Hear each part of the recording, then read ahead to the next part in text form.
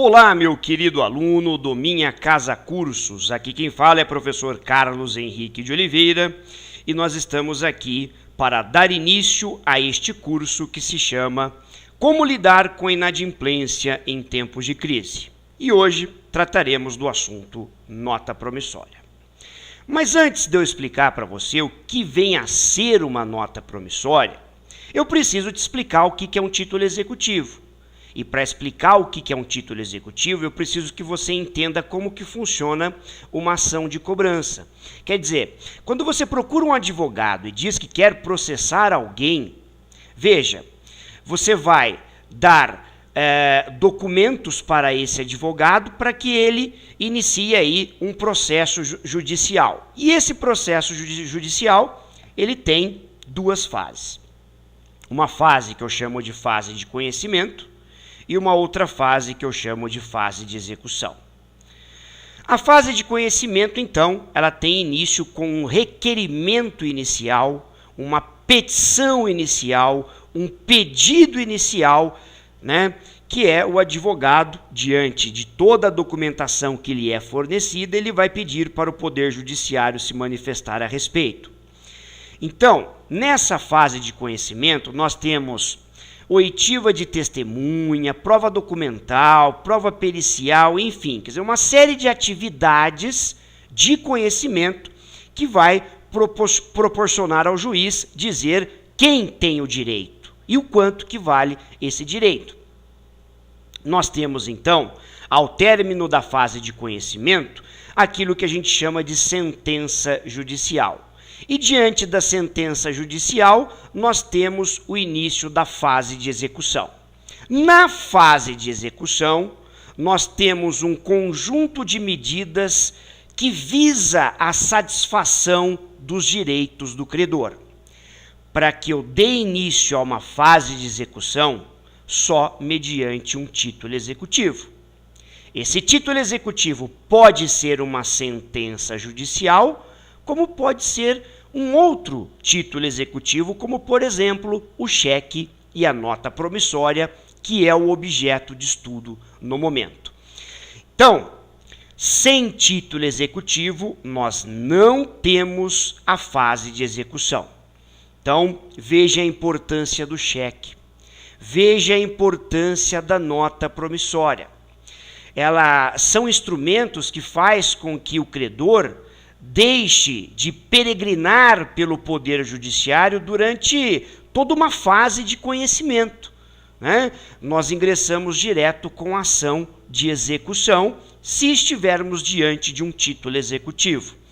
E a fase de execução termina quando? A fase de execução, ela termina com o pagamento total, o pagamento parcial, ou ela pode terminar com o não pagamento. Sim, né? Na situação em que o devedor não tem bens à penhora, ele não tem dinheiro, ele mora numa casa própria, mas é a única casa que ele tem só uma geladeira, ele tem só um fogão, uma cama, um guarda-roupa, enfim, ele só tem bens, né, que a gente chama, que a gente intitula de bens impenhoráveis.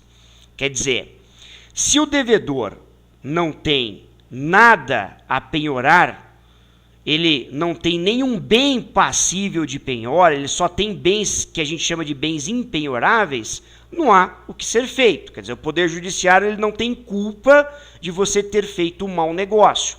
O processo ele fica parado durante 5 anos, onde ocorre a prescrição intercorrente e o credor não tem mais direito a nada. Então, é muito importante que você tenha essa noção de processo. O processo ele é constituído, então, de duas fases. Uma primeira fase chamada de fase de conhecimento e uma segunda fase chamada de fase de execução, né? Então, olha só, a fase de conhecimento, ela dura meses, podendo durar até anos, e a fase de execução também. Só que a fase de execução, ela depende de vários outros fatores, tá bom?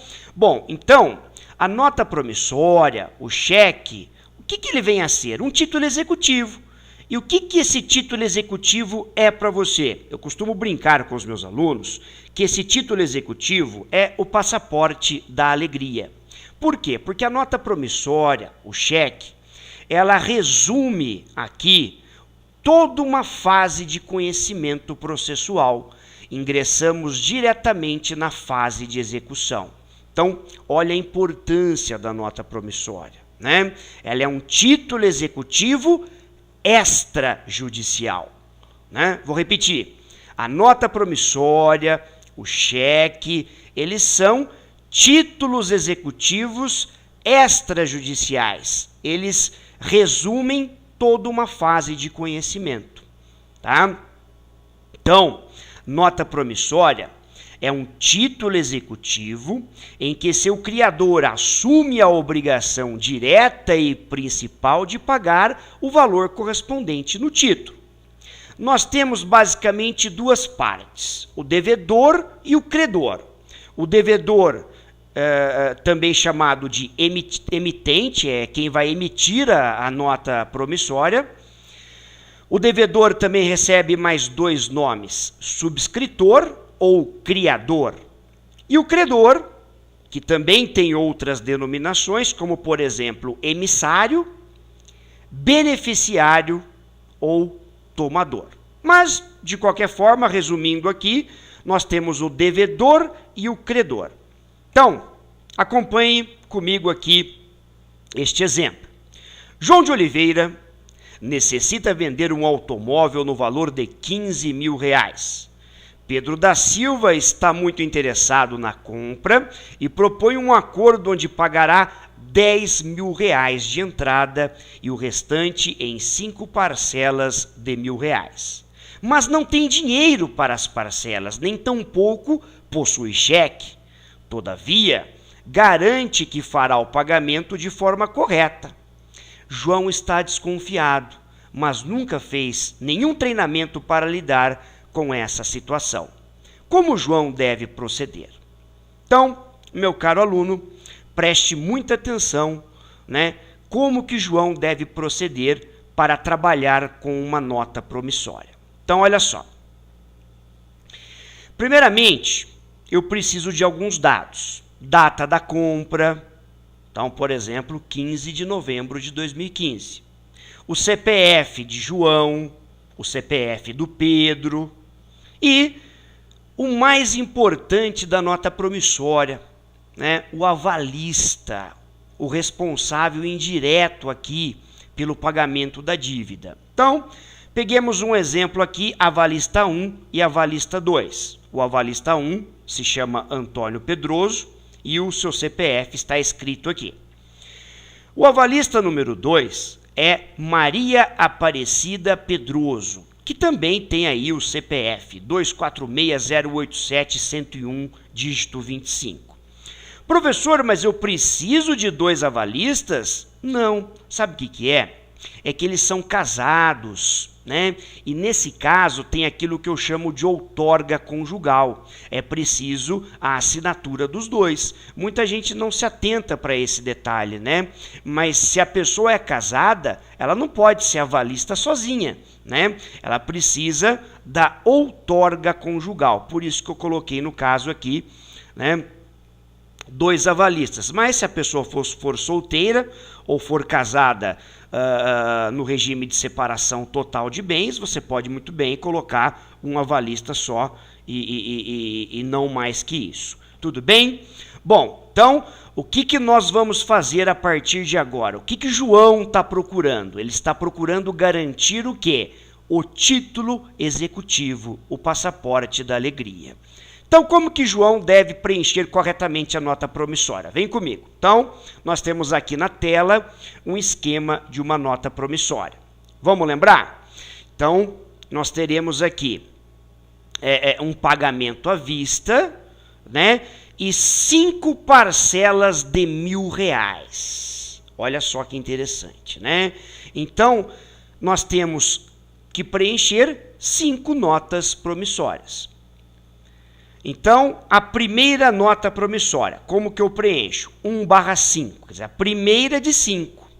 Qual vai ser o vencimento? Bom, Se ele está dando uma quantia à vista no dia 15 de novembro, então o dia 15 de dezembro, né, de 2015 vai ser o vencimento da primeira parcela no valor de R$1.000. Então, o que eu coloco aqui? Aos o quê? Aqui, pessoal, você vai colocar a data por extenso. Você não colocou que o vencimento é dia 15 de dezembro de 2015? Então, você vai colocar a data por extenso aqui. Aos 15 dias do mês de dezembro do ano de 2015, pagarei por esta única via de nota promissória a quem? A João, né? Olha lá, a João de Oliveira, cujo CPF é 123456789, dígito 10, ou a sua ordem, a quantia de. Então agora, preste atenção que nesse espaço você vai colocar esse valor por extenso. Então, olha lá, ou a sua ordem, a quantia de R$1.000. Em moeda corrente deste país, pagável em, quer dizer, qual cidade que vai ser feito o pagamento? Por exemplo, São Carlos, São Paulo. Então, quem é o emitente? Quem é o devedor? É o Pedro da Silva, né? Então, aqui, Pedro da Silva, a data do negócio jurídico, quer dizer, a data que foi feita a compra, 15/11/2015, o CPF do Pedro, né? O endereço do Pedro, muito importante, né? Caso o Pedro não cumpra com essa obrigação, eu preciso saber onde que ele mora para poder ingressar com a ação de cobrança. E, obviamente, não poderia faltar aqui a assinatura do Pedro da Silva. Tá? Então, nós preenchemos aqui a nota promissória de número 1. Falta preencher mais quantas? Ora, se são 5 parcelas de R$1.000, falta preencher mais 4. Então, vem comigo. A segunda via, como é que vai ser? Desse jeito aqui. Tá vendo? Ó? Então, com vencimento em 15 de janeiro, aqui a data por extensa, né? E o restante, tudo igual com a assinatura do Pedro aqui. Quer dizer, a assinatura do emitente, quer dizer, a assinatura do devedor, né? E a terceira via, só vai mudar o quê? Só vai mudar esse campo aqui, que vai ser a terceira via, e o vencimento por extenso aqui também. O restante é tudo igual, dá uma olhadinha. Tá vendo? Então, como que será a quarta via? Quarta via, né? Mesma coisa, só muda o vencimento. O restante é preenchido igualzinho à primeira via. Tá bom, pessoal? Então, nós temos aí a quarta via e, para finalizar, a quinta via da nota promissória, né? Mudando aqui, vocês estão vendo que só muda a data do vencimento. A data da emissão, ela é a mesma. Foi o dia em que foi celebrado o contrato de venda e compra. Foi o dia em que Pedro da Silva se comprometeu com João de Oliveira.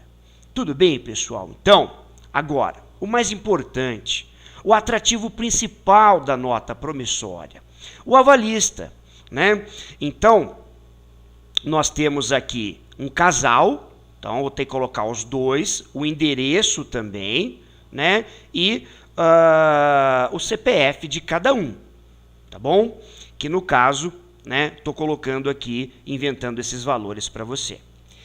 E agora o mais importante, atrás da nota promissória, João de Oliveira vai escrever de próprio punho, garantidores solidários, e vai fazer, né, os avalistas Antônio Pedroso e Maria Aparecida Pedroso assinarem, para que, se por um acaso Pedro da Silva não honrar com o pagamento, quem vai honrar de maneira indireta, quem vai ser o responsável pelo cumprimento dessa obrigação, serão os avalistas, que são os garantidores solidários da dívida.